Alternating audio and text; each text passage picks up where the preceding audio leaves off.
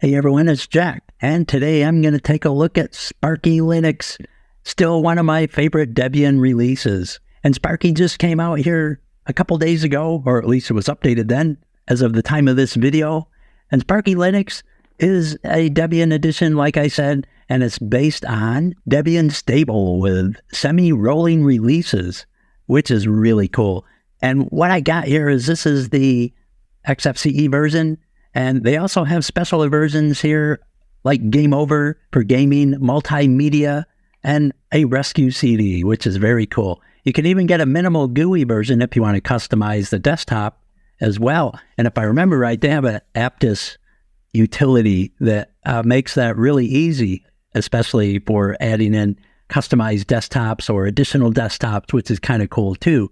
So you can choose from all kinds of different desktops. And as I roll down here, you can see you got the Mate desktop available, LXQ as alternatives to the flagship XFCE desktop. And then, of course, some great reviews, and I can believe that. I think even 20 years from now, I'll be saying, yeah, that Sparky Linux is my favorite. So, speaking of favorite, I'm going to hit the download here, load this in, and let's check out Sparky. Okay, and here we are. We got Sparky all installed. I went ahead and installed it ahead of time here because it's just using the Calamares installer, so I felt there was no need to go through all that rigmarole, which we've done a million times before. And here's the Sparky splash screen. So we're going to just get right into the new desktop here that we got installed, and the login screen should be coming up any second now with my username. Or not with my username, so I'll just add it in there. And I went with Toadwick, and you can also see that up here on the status bar up on top, or the panel bar, and then put in my password, and we'll just log in and see how it worked. So apparently it installed okay, except for that. Let me try that again. Maybe I misspelled it. Oh, I remember. Yeah, case-sensitive username. That usually happens on some of these distros here. So Toadwick all lowercase, and then that should fix it. So if you're running that problem, remember the username is case sensitive here on the prompt. So here we are, and we're in our desktop, Sparky 8. Nice. The Seven Sisters. That's kind of a cool name. And so here we got our welcome screen. Welcome to Sparky World, and all the different buttons here. Our homepage, of course, will take you out to the Sparky website, which is nice. You got direct access to the Git repo, the wiki, forums. So you're really covered here when you got to know stuff. And of course, don't forget to donate to the project because it is totally worthwhile. And it looks like we got some updates available. So I think I'll let that system upgrade tool run in the background here as we explore other stuff. And so I'm just going to put in a password here real quick and let that do its thing. And while that's doing its thing, let's take a closer look at the welcome screen stuff. So we got our App Center here, and if I open that, I believe that opens up the Aptus App Center. And so I'm going to click on that in a minute, and it's letting us know that we need about 57 megabytes of archives, so that's not a whole lot.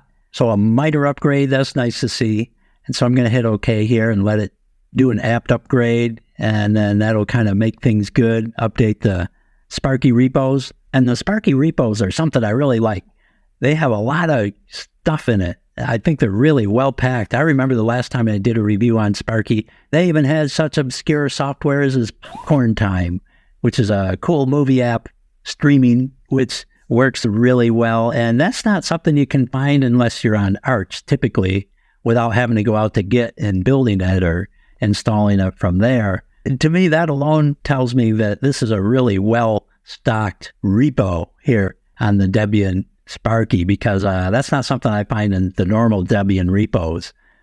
So very cool. Good on Sparky. So looks like the upgrade kind of completed there, so that didn't take long at all. And I'm just going to hit this App Center, authenticate, and the system's up to date. Yes.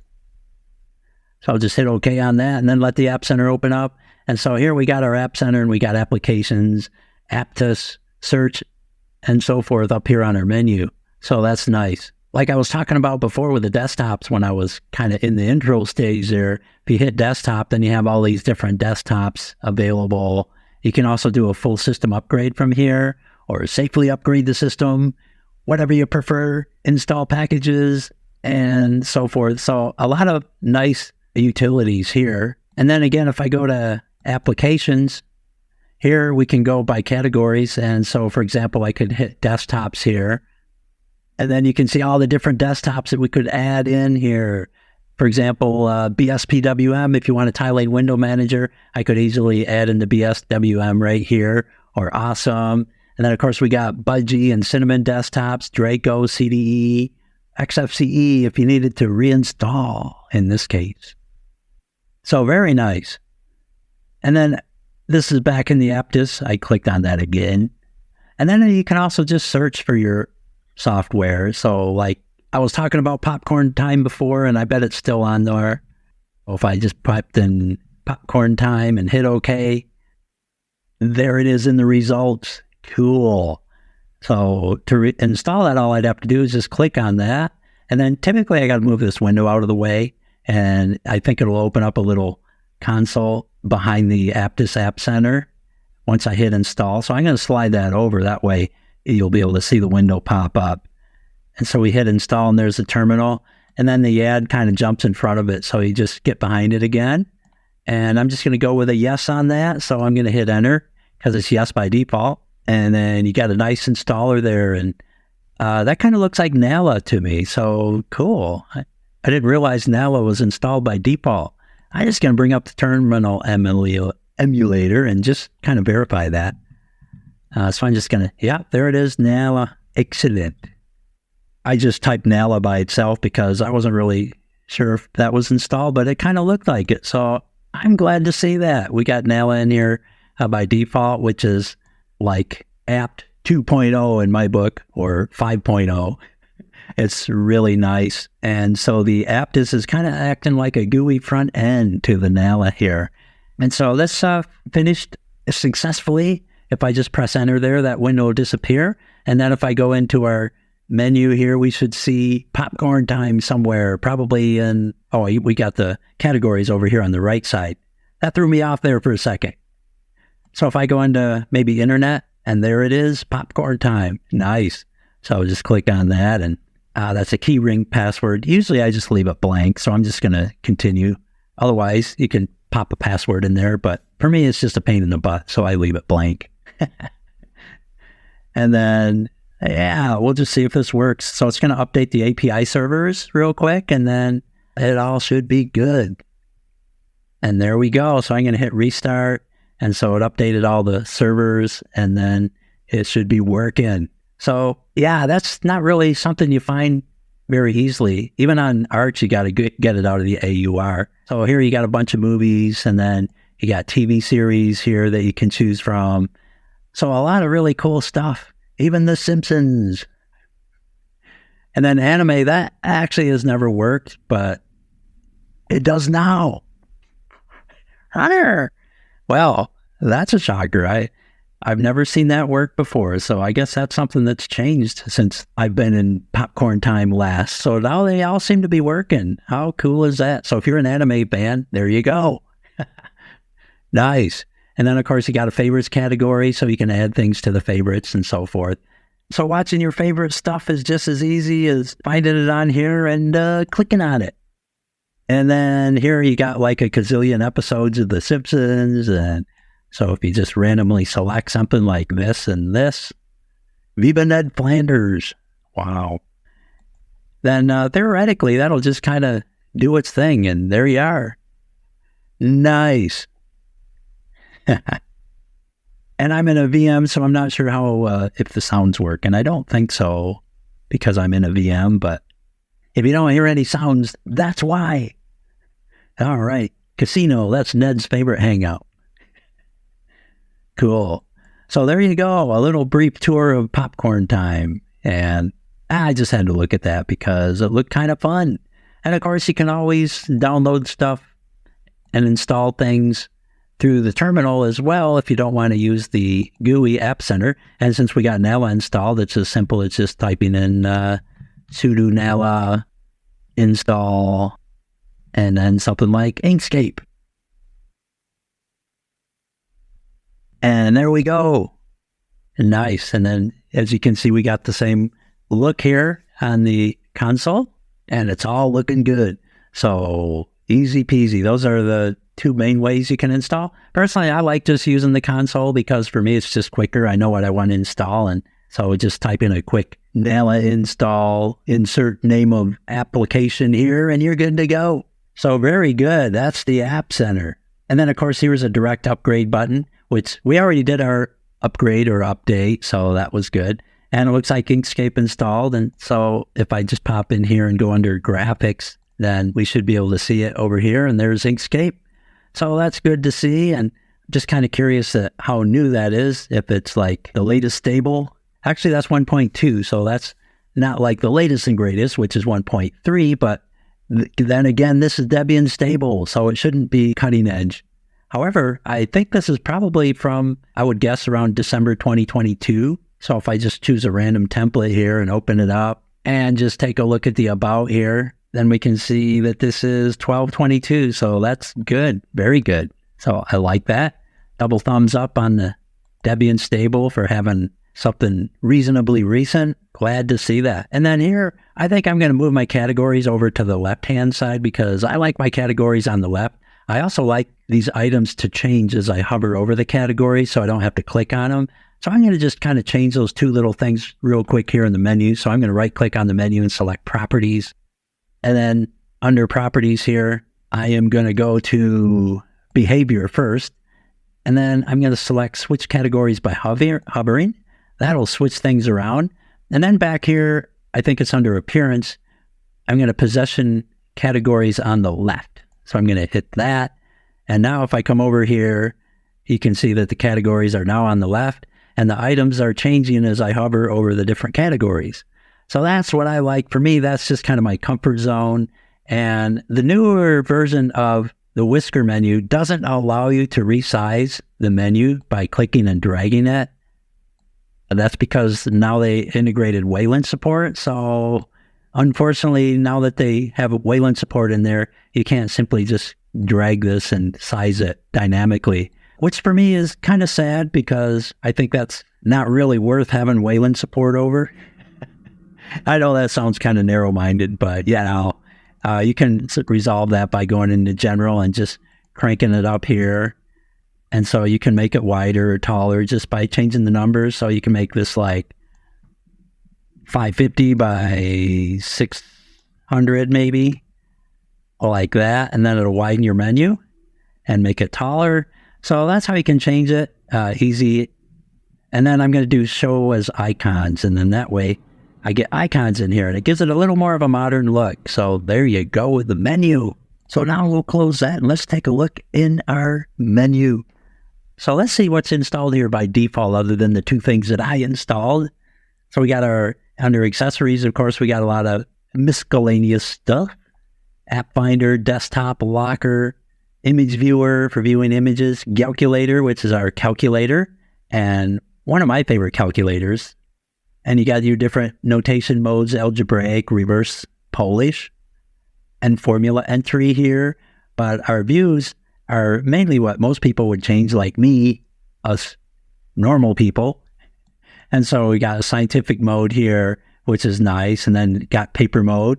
So you can kind of calculate like you're on paper. For example, 56 plus 93 minus 8 is, pressing enter, 141. And then it's got it now written out here like you would have on paper. Nice.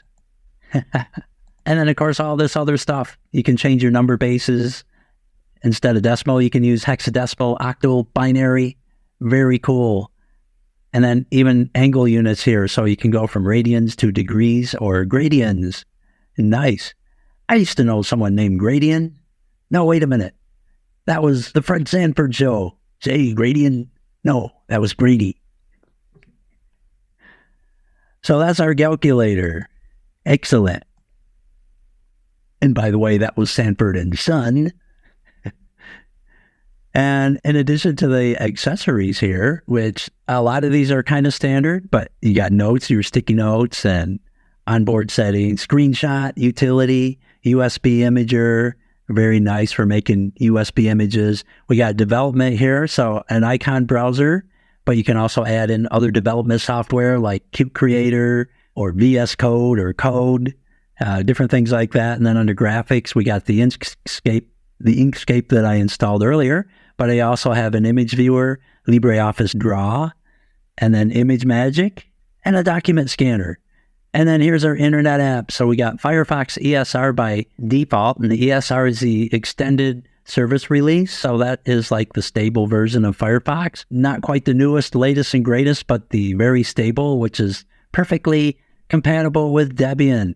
And then, of course, our PopcornTime, which I installed before, a Transmission, which is a torrent client, like a BitTorrent. And then our Thunderbird email application. So that's kind of similar to Outlook, if you like email apps. And then we got UGET. That kind of, I guess, can give you some more efficient downloads. I'm assuming you can probably resume and pause downloads and so forth like that. So there you go.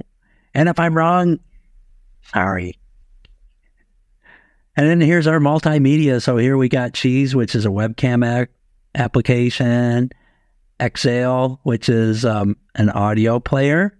And then there's our PopcornTime again listed. We also have VLC Media Player, which is great. That kind of adds in all the different codecs that we can use for different video formats. So that's nice to see there. Radio Station, which is a nice online streaming player, liking that. And then, of course, access to our Pulse Audio volume control, which we also have down here in the corner, which is currently set at 79%. But again, I'm on a VM, so the volume is really not kind of doing anything here, I don't believe. And then Vocal Screen, which is this video screen capture utility. And then XF Burn, which is a CD and DVD burning utility. So if you still have one of those old computers with a DVD burner in it, you're all covered. And then here we got LibreOffice for our Office apps. So I'm glad to see those installed. And we also have Atrial Document Viewer above that, which is a PDF viewer for viewing PDF documents, kind of like Adobe Reader if you're a Windows user. And I'm opening up LibreOffice Calc here. And so this is equivalent to the Microsoft Office Excel, quite. And so I just kind of wanted to see the theming, and that looks good. Glad to see that.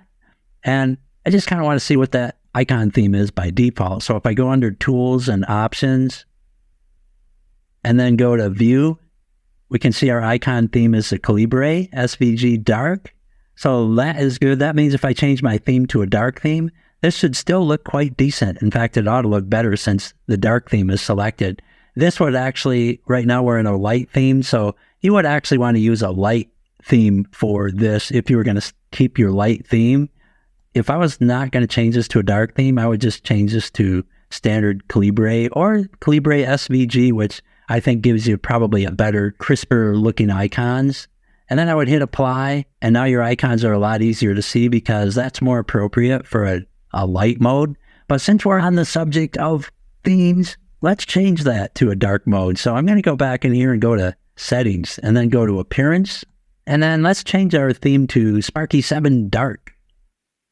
And now everything is changed. So very cool. So now we're in a dark theme, and I'm just going to apply that just to give it my seal of approval. Hit OK. And now that we're back in a dark theme, that original default that we had, the SVG plus dark for Calibre, should look just fine. So I'm going to go back to that, hit apply. And so this is what our original Calibre SVG plus dark theme looks like on a dark theme. So that looks good. And typically I change the theme to dark first anyway, because that's the first thing I like to do. I like a dark theme. So I typically on a new install will set it to dark before I even open up application number 1. And I guess the Sparky people were assuming I was going to do that. They were thinking about me. Nah, I'm kidding. But anyway, if you're in a light mode and you prefer light and you can't see the icons very well, that's why. You just have to change your icon theme to a light theme, or a theme that's appropriate with your theme, light versus dark. So I like it. It looks like overall it passed the theme test because I like that it had the Calibre icons there available right off the bat. And they look really great too. So thumbs up on that. Gonna jump out of there. And you can also change your icon themes here. So by default, we have the Tela theme, it looks like. So if I brought up my Thunar, I could just double click on the home folder here. Then we got our Thunar app, and that actually looks kind of nice. I like the little gradient effect there on the desktop icon here. And overall, we got kind of this blue color overall for our different icons. And of course, back here in our appearance window, we can dynamically change those here. So this would be a Tela dark, and that would actually be more appropriate now that we have a dark theme. So when I clicked on the dark over here, you can see these little icons next to the places light up because that is more in line with a dark theme. Before we had the Tela, which was for the light theme, and it's harder to see because it kind of blends more into the darkness. So Tela dark is really the way to go there. And of course, we got these other icons to choose from also, which is like the classic GNOME look there, and then Adwaita, which is kind of similar to the Tela, but probably not as pretty. So I'm going to kind of stick with the Tela dark here, and I think that is a good choice. And then, of course, you can go out to xfce-look.org and download additional icon packages and just put them in your .icons folder, in your home folder, and then they will appear in this list. So that's another way you can add in some additional icons if you want to explore different types like the Dracula dark icons or something like that. Cool. And then, of course, your default fonts here. I always like the defaults. I rarely ever change those, but this is where you can change your fonts if you want a different look, or if you want to make them bigger. You can go from 11 to something bigger, like 31, if you're like really nearsighted. And so, yes, the fonts.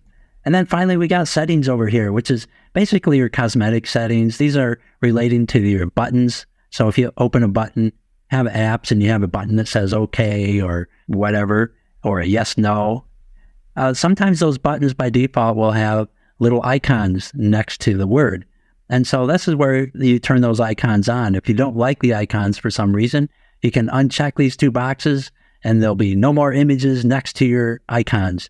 Actually, you'd only have to do the one box for buttons, but the second button is for your menus. So like, probably it might correspond maybe to this menu. Here you can see the icons next to new tab, new window, create folder, and so forth. If I were to uncheck this box, theoretically those icons would disappear and they're gone. So if you got like some kind of thing going on where you're like, I hate icons next to menu items, and you're freaking out, now you know how to solve it. You can turn them off right there and make them go away. Otherwise, if you're like me and you're good with icons, or you might even like icons, you can check that, and they're back. So if you ever find them disappearing someday, this box probably got unchecked. Same with the buttons. So there you go. And then, of course, you got other advanced options here, header bars and dialogues and so forth, which most people probably wouldn't worry about.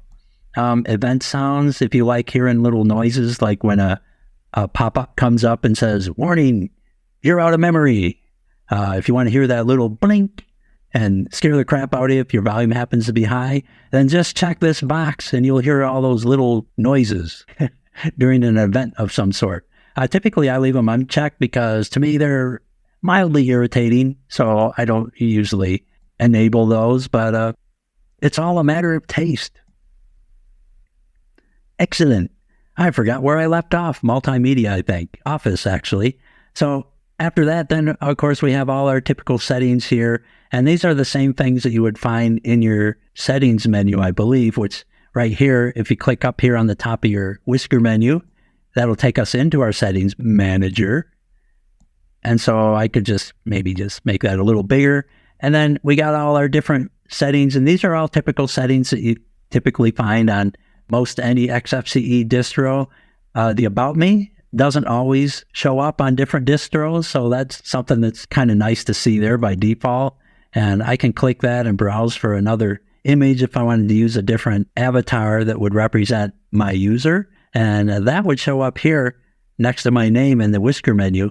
And sometimes you would also see that at your login screen, depending on your setup. So that's where that is. And appearance, we were just there changing our theming and so forth. Then we have our desktop here.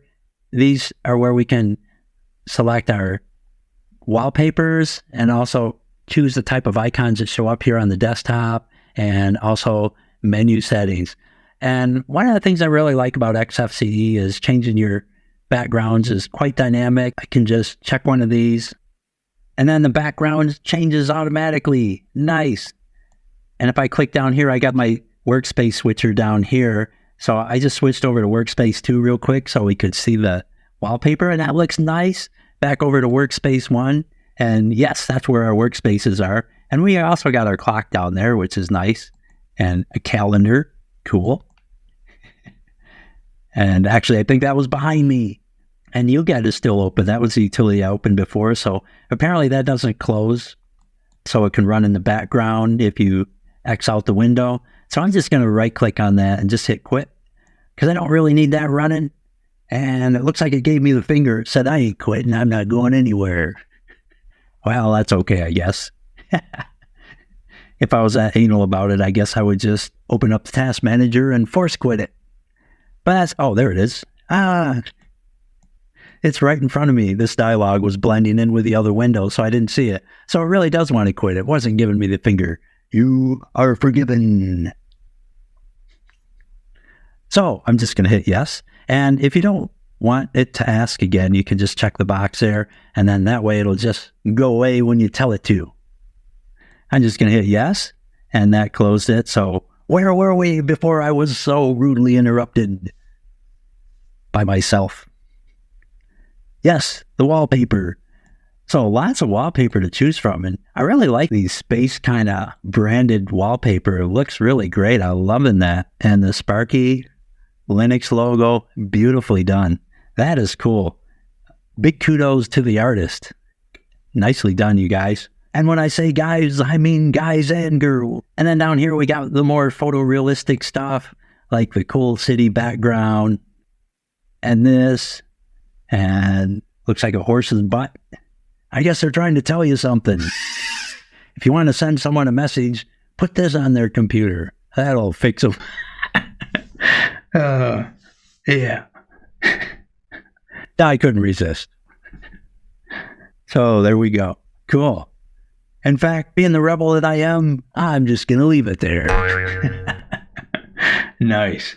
And then we got our icons and our menu settings here. And these are things that I leave on by default. And here you can actually add the applications menu and right click for the desktop. So right now, when you right click, we got these different menus or sub-menus, I guess, to choose from, like creating a folder, a document, desktop settings, shortcut, and all that. But we can also add in our applications menu. So if I click that, then come back here and right click again, now you can see the applications menu. So here you got a shortcut to all the different applications. So you don't even have to pop down here to the Whisker menu. You can just access it right here on the desktop and click it. Or you can click on the horse's butt and do it. That way you can say, this application came straight from the horse's ass. Oh, butt. So there you go. And then icons. So here we can show our icons only on primary display, use a custom font size, show our thumbnails and so forth. You can also show hidden files on your desktop if you want to see the so-called hidden files or the dot files. So if I were to click that, then if I had some kind of dot file, it would show up here. And then if you like the single click, you can select single click to activate items. And then all you have to do is click on this icon once, click, and then it'll open it up instead of a double click. So if you prefer the single clicks, that's how you would do that for the desktop. And then, of course, now it's a double click. And since we're on that subject, if you want to do the same thing in Thunar, you can do that through the edit and preferences. And by default, it's a double click to open up your folders here, which personally, that's what I prefer. But if you want to have something different, then you can do that. I think it's through behavior right here. Double click to activate items. But if you want a single click, you can select single click here. And then when you come over here, just a single click and you're inside documents. And then the same with downloads.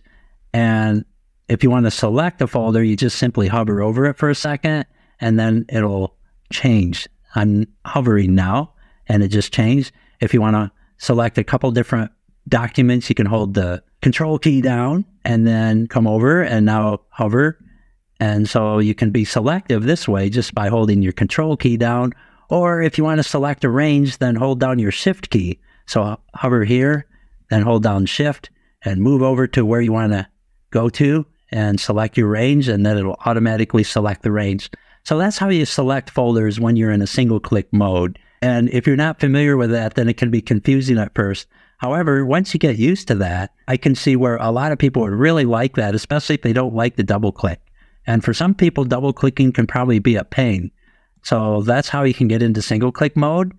I'm just going to go back to double click because that's the default. We're good there. And then back over here on our display tab, I'm also like down here, the date format by default is today. And that really refers to your details view. So if I select view and then go down to our list view rather, then here you can see all our different columns. And under date modified, anything that was created today simply just says today. And then items created at a different date, like if I press Control H and show our hidden files or our dot files, then you can see the other date formats here. But if you wanted to give you more details than just today, then just go to format here and then say today at, or give it some kind of look, or today custom. Typically, I just choose the today at and then the time. And then that way I know exactly when it was created today, especially if I'm working on things. Another thing you might have noticed is when we open things here, if the window isn't fully maximized, and sometimes when it is maximized, the date can be pushed off to the side here and hard to read. And so that's because we got our auto sizing of columns on. And if you want to turn off the auto sizing, we can go over here to view, I think it is, and then come down to see where it is, configure columns. So if we go into configure columns under view, and then by default, you can see automatically expand columns as needed. So we can uncheck that box. And if we uncheck it, what'll happen is it won't expand these columns anymore. So we could just adjust them and say, I want it to always kind of be like this. Then those columns will always be available and visible especially in a small window.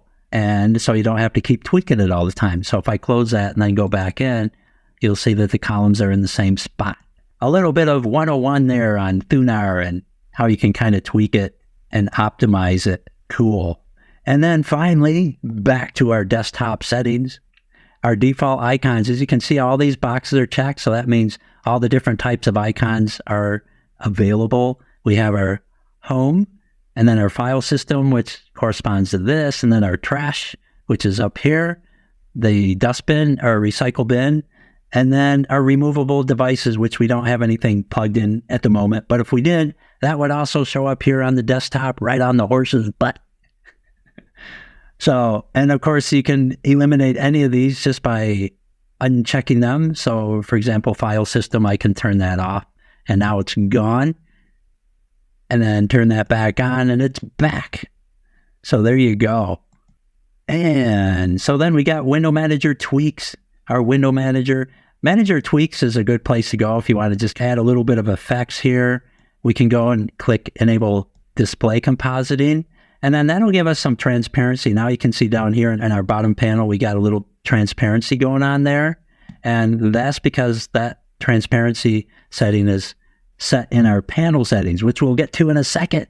But here for our window, for example, if we want to move our window, opacity during move, and inactive windows. So we could, for example, make an inactive window less opaque. So I could just back this off and make our windows decorations. Oh, that's decorations. Never mind. The decoration is up here on top. So if you want a little bit of opacity backed off on your decorations and give it a little transparency, you can do that if you want. And I guess I could do that just for modern look. But then these are back off the opacity on inactive windows. So if you want your inactive windows not to be so glaring, you could back those off actually and just have them just opaque enough so you can see where they're at. And then you can still see stuff behind it. And then of course, opacity of windows during a move. So if we back that off just a little bit, maybe around 90%. Then if I move this window, it goes a bit transparent while I'm moving it, and then back to solid again. Or you can make it really transparent. For me, that's kind of overkill. I just like a little subtlety in there. And so there you go. And then also during resize, and you can even have pop-up windows be semi-opaque if you wish. So that's how that works. That kind of gives it the illusion of being a little less cluttered if you have a smaller window open. And then these other windows here don't blend in with your main window. So with this opacity backed off, you got a better distinction or contrast between the different windows. So that's always a nice thing to have. I kind of like my window decoration solid. For me, that's kind of nicer. But it's all personal taste. XFCE is very tweakable. One thing I love about it. And the other things, I pretty much just keep these at their defaults. I don't really mess with these that much, but if you like going in and tinkering with stuff, you can always jump in there and mess with it. And then here's our panel settings. That's for our panel down on the bottom. And you can also get to it just by right-clicking and selecting panel and then panel preferences. So those are both ways that you get to the same place. And when you open that up, it'll give you your panel settings here. The panel is locked by default, of course, but if you wanted to move this panel, and you can see now that there's a red border around the panel, that's because we are in our panel settings. So that's telling you that the settings are open here for the panel. And then we got our mode, so you can have vertical mode if you prefer that better. And so here we got a vertical, or in a desk bar mode, which is more of a desktop friendly mode for vertical if you want it to look less wordy, I guess. So that's the vertical mode there. And then horizontal, of course, is the default. And then you can move this anywhere you want as well. So I could unlock this panel and then grab the handle over here on the edge and just slide that up to the top. Or I could move it back to the bottom and so forth. And you can do the same thing when it's on the side. You can drag it side to side as well. And then you can even shorten your panel length if you want to do that right here. And also center it. And you can also auto-hide your panel here. Never is default, but if you want to auto-hide it, you can select intelligently or always. Intelligently will kind of determine on its own whether it should hide or not. And then always, of course, will always hide no matter what when a window gets near your bar down there. Personally, I just leave it on never. That's kind of my favorite spot. And then, of course, we can lock our panel back up when we're done moving it around. And then under our Appearance tab, we got this, and we got our background style here, so you can actually add a style to your background on your panel, so you can make it a solid color of some sort. And it looks like the opacity is coming from the system style, because here our opacity is all the way up, so there's no transparency. So apparently here for our background, we have use system style, and so that's must be where the opacity is coming from. Cool. And then, of course, you could use even a background image as an alternative to a solid color. Otherwise, under solid color, you get a color picker here that appears. And here we got this no color, which is apparently a transparency. But you could make it purple if you want. And then that kind of makes it purple. But we still got the transparency, I think. Or not. Can't tell, but it looks more solid now with the color. So here is where you can select that, or you could even have an image if you got some kind of image that would work on a panel. So that's kind of cool. And then over here, these are our panel items, and they all that you see in the list here corresponds to what you see down here. And so we got our show desktop, which is right there, and that kind of makes everything show up. And then click it again, and brings our windows back up again. And then, of course, our window buttons, which are these guys down here. And then our separator, which separates this stuff from this side over here. And then we got our status tray, pulse audio plugin, which is our speaker button there, our audio icon, workspace switcher, which is this guy. And then our date time, which is our clock. And we can also right click on that clock and go into properties. And then you can see our time only for our format, but you can also have a date only or a time then date or date then time. And as you can see, the date's kind of squished under there, but we could actually make the panel taller if we wanted to see both of them and have it this way. And also the formatting is really nice because we could change our font individually between the date and the time. As you can see, the font size for the date is a lot smaller than the time.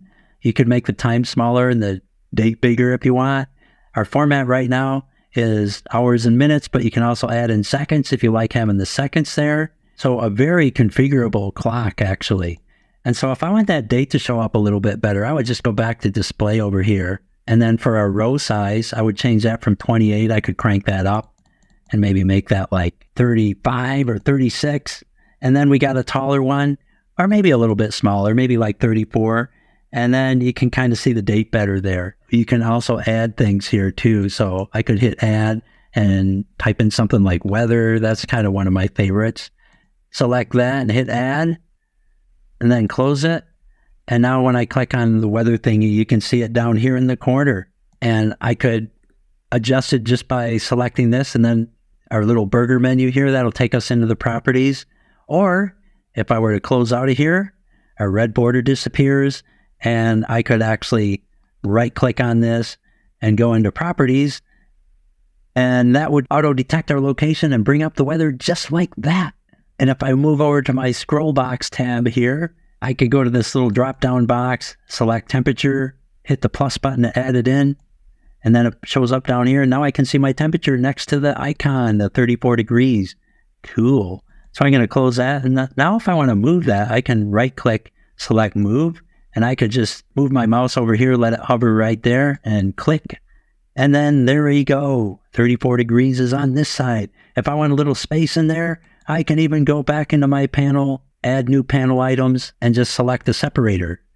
And then hit add. And now the separator shows up here, over here off to the side. So again, right click, move, and then hover over here, right there. And now my separator is right there. If I want that separator to be invisible, I can right click, go to properties, and then change the style to transparent. And then it'll disappear, but it gives me space between this and the task manager. And then expand, of course, would like really expand the space and put it way over here. So that's kind of like an auto expand. And so it'll expand according to the widgets that are on here already. So there you go. And that kind of looks more civilized, I think. Cool. And with that, I think I covered it all. And again, Sparky just gets my double thumbs up. It's, as usual, stable, steady as a rock. It's a beautiful distro, and it just has best software on it by default. It's themed beautifully, and it's really just a overall basically flawless system. And that's not hard to do, I guess, when you're on something as stable as Debian, because stability is Debian's middle name. And the other all-around coolness thing about this distro, I think, is that it's great whether you're a beginner, a seasoned pro. It has a place for everyone. This is something you could install on grandma's computer, and she's probably going to be able to figure it out right away, because it's got the kind of traditional layout like you would see on a Windows computer. And if you're a Mac user, it's not that hard to make it kind of Mac looking too, but it's intuitive either way, even if you left it just the way it is. So it really is a nice setup here for all tastes. And it's easy to configure if you like to play around and customize your environment and so forth. This is a great environment, the XFCE desktop, for just that. You can really make it look nearly any way you want it to. So how cool is that? And hopefully I covered everything, and this was also helpful, hopefully. And if it was, don't forget to leave me that big old thumbs up. Smashing that like button always helps. It makes the algorithm say, hey, this guy's okay. And while you're at it, you might as well hit subscribe too if you haven't already. Thanks again for watching, and we'll see you next time.